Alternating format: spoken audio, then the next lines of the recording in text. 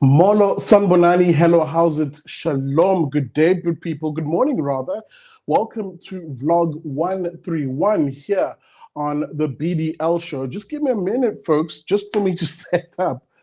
This was quite a last minute vlog, only because there's some very interesting developments happening insofar as the issue over the tensions over the Ukraine. You know, war is possibly brewing in that part of the world, and we discussed this issue, not on this previous Libertine Friends, but the one before that, in the previous week, when I had the guests on, I think it was Hugo Kruger. Yes, that was the very explosive one. I had Hugo Kruger and who's that American chap? I'm forgetting his name right now. Chris White, and of course, Gabriel Krauser. Gabriel, who will be joining us for this conversation very briefly. This will be a very, very short vlog because I really wanted to do an update on the issue in the Ukraine. A lot of us think it's a foreign, far away issue that doesn't affect us, but that is simply not true. With that being said, just give me a moment, folks. Let me just set up my goodies here and I will see you in just 2 seconds.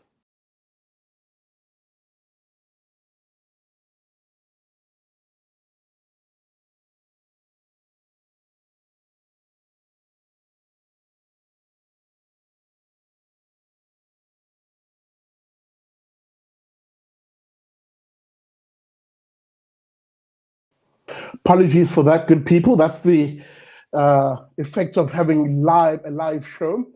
Things used to need to be fixed here and there. But as I said, there is a significant ratcheting up of the tension and the pressure in that part of the world. But the part of the story that you're perhaps not well versed on is what sort of pressures are Vladimir Putin dealing with? We know what he's dealing with on the international stage. And very recently, in fact, last week, in his meeting with the French President Emmanuel Macron, Putin had a very chilling message and a chilling red line that he spoke to. Let me just quickly play that clip before I come to my guest, Gabriel Krauser. Я хочу еще раз все-таки подчеркнуть это. Я говорил, но мне очень бы хотелось, чтобы вы меня услышали все-таки в конце концов и донесли это до своих читателей, зрителей и пользователей в интернете. Но вы понимаете или нет, что если Украина будет в НАТО и военным путем будет возвращать себе Крым, европейские страны автоматически будут втянуты в военный конфликт с Россией. Конечно, значит, потенциал объединенной организации НАТО и России несопоставим. Мы понимаем. Но мы также и понимаем, что Россия одна из ведущих ядерных держав. По некоторым компонентам, по современности даже многих опережает. Победителей не будет. И вы окажетесь втянутыми в этот конфликт помимо своей воли. И вы даже не успеете глазом моргнуть, когда будете исполнять пункт 5 Римского договора. Господин президент, конечно, не хочет этого развития. И я не хочу. И я не хочу. Поэтому он здесь и находится, и мучает меня уже 6 часов подряд.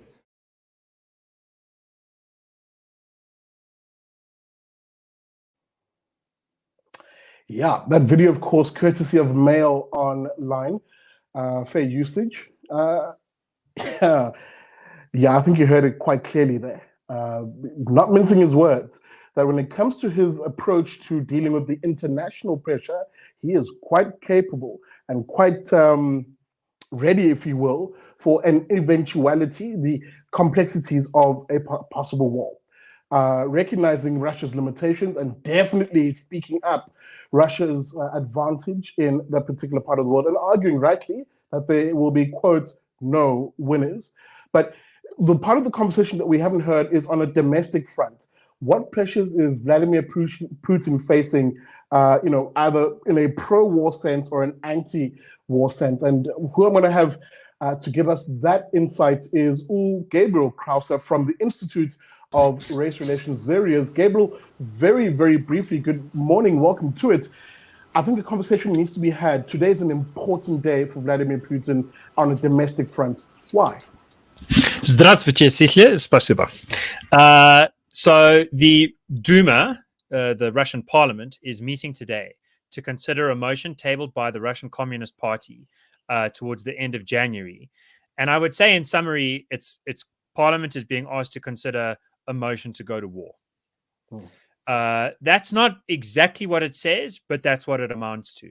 What it says is that the Russian state should recognize the People's Republic, so-called, of Luhansk and the People's Republic of Donetsk as either independent sovereign nations or as part of Russia proper, of the Russian Federation.